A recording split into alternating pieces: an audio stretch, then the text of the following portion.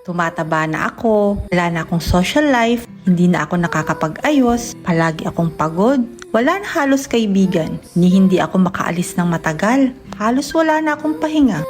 Pero alam mo, masaya ako. Kung sa iba, akala nila kawawa ako dahil sa sitwasyon ko na huminto yung mundo ko dahil nasa bahay lang ako. Dahil sila may magandang karir, may magandang negosyo, may magagarang sasakyan, pero hindi eh. Kung masaya sila, masaya din ako. Kasi ito talaga ang pinili ko. Masaya akong pagsilbihan ang mag-aama ko. Masaya akong ipagluto ng merienda ang mga anak ko. Masaya akong ihele, tapik-tapikin sila kapag natutulog sila. Magkakaiba siguro ang definition natin sa happiness. Kung sa iba, success sa karir at pagkakaroon ng maraming pera, sa akin kasi, ang happiness ay ang maalagaan ko ang aking pamilya. Ang masubaybayan ko ang paglaki nila, yan ang happiness at success para sa mga stay-at-home mom na kagaya ko.